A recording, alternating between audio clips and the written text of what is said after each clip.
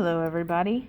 I'm going to begin the video on your larynx now, and you have a few different models that have larynx on them. This would be one model, right? And this is a side view of your larynx only. This is a second model. This model shows your trachea and your bronchial tubes. And the top part, of course, is your larynx and other such things. You may recognize some features of this because your thyroid gland does hang out close to your larynx. So your thyroid is going to be rather prominent in a lot of these models. And you probably recognize this region from when we covered the endocrine system. And you guys could know this gland here. And then you have this model, this lovely model of the lungs. You'll get to know this model a little bit better as we look at this model when we talk specifically about the lungs. That shows the nice heart involved here. But for now, we are focusing on the larynx, which is this top region of this model. And the larynx pops off of this model rather easily. It can also pop off of your lovely little brachial model here. If we turn it to the side, I can pull this apart and open it up so you can see the inside of it and the inside, right? So now we have put together frontal view and side views, and we can put it all back together again for more full views. There we go. Oh no. There we go. Right? So this is the larynx that we are covering now. The first thing you have to notice at the top of the larynx is this bone that is right here, right? So you have this lovely bone here. Right? On our table one, it's right here. On our body one, you only get a cut section of this bone. Right? So bone right there. That bone right there, if you've noticed, it doesn't articulate with any other bone in the body. It's just kind of free floating there.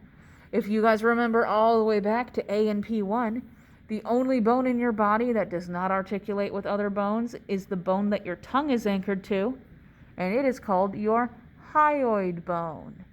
So these bones here, this bone is your hyoid bone. Hyoid. It's the one that helps you talk, right? And then the biggest part right here of the larynx, the first big part you're going to see is this big hunk-o piece of cartilage right here. Right? Big hunk-o piece of cartilage. Right? Because your larynx is made of cartilage pieces. Big hunk-o piece of cartilage, right? If you notice, right, this happens to also be the piece of cartilage where your thyroid starts to wrap around, right? So your thyroid is super close to this and hangs down underneath this piece of cartilage. So this cartilage is named after your thyroid. This is the thyroid cartilage. So this is thyroid cartilage up here out front. Thyroid cartilage, and if we're looking at a side view, thyroid cartilage, right? I know I'm going out of order from your lab list, but you will thank me later when this clicks, right? So that is your thyroid cartilage. Now, part of your thyroid cartilage is this part that juts out right here on the throat, right? It's a little ridge right here. On this model, looking forward, it would be this part right here, because this is where it ridges outwards. If I turn it sideways, you can see that there's this, oops, sorry, it's out of focus, that it's this nice little ridge right here, right, along the front. You have this little part that pokes out. Once again, model here, turn to this side, not so much of a ridge, that one, right? You guys already know what that's called, or the layman's term for that, because men have a bigger one than women. This is what causes men to have an Adam's apple, The term for this that's on your lab list is called the laryngeal prominence. So this little prominent part that sticks out a little bit right there, oop, this little prominent part here that makes up that is called the laryngeal prominence. That is what makes a gentleman's Adam's apple. All right, back to cartilage. So there's this other piece of cartilage that it supplements and helps the thyroid cartilage here. The next piece of cartilage going down is called the cricoid cartilage.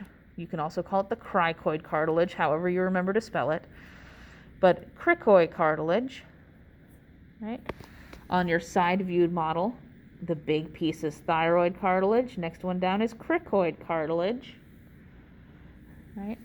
So you have thyroid cartilage, cricoid cartilage, and then you have this tube going down into the lungs.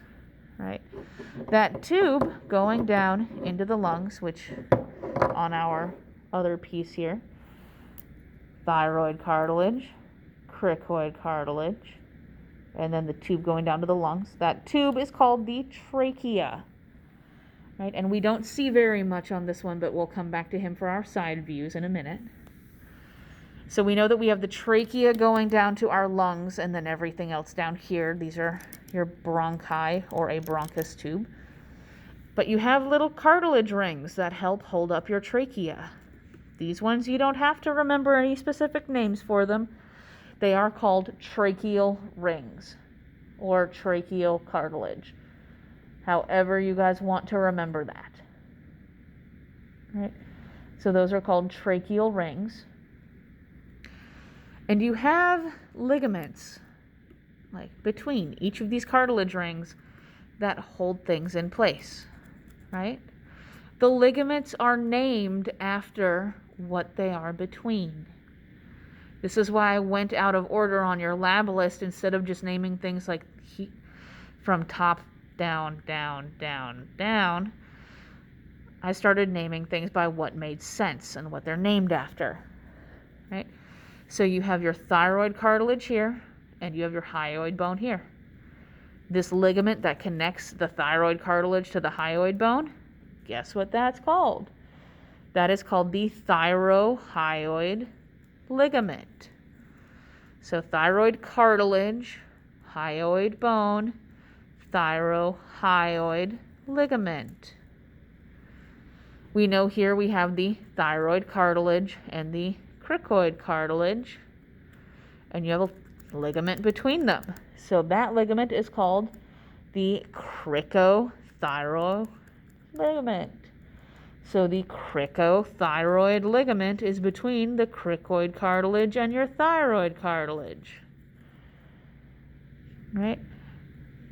This is your cricoid cartilage. And then you have your tracheal cartilage rings here. And you have a ligament between these. Right? This ligament between the tracheal cartilage ring and the cricoid cartilage is the cricotracheal ligament. Right? So thyrohyoid ligament, cricothyroid ligament, cricotracheal ligament. Right? Everything else we see from cross sections of this. So I'm going to turn our larynx or voice box around and open her up. Right? And now that she is open and in front of us, she looks a lot more like our little half view down here, right? And if I were to take our other model here and pop her open, you too would also see this nice clean internal, right? Laryngeal prominence is always toward the front of the face. So if, like, you know, this individual is facing toward my hand, but this individual here would be facing this, like toward the model. Right? Let me grab y'all's lab list. Right. So we've gone over your cartilages and that sort of thing, right? So on all of these models, you can see this point here where you have these folds, right? Those folds of skin that kind of plateau off right there, right? This fold of skin right here, on this model it would be here, are labeled as number 20 here, right? Once again here. You guys already know what those are called. Those are your vocal cords. Vocal cords is actually a term that's on your lab list. They can also be called vocal folds, but those are your vocal cords, and that skin that is like layered right there as a fold and tight is what enable us to talk. Those are your vocal cords, right?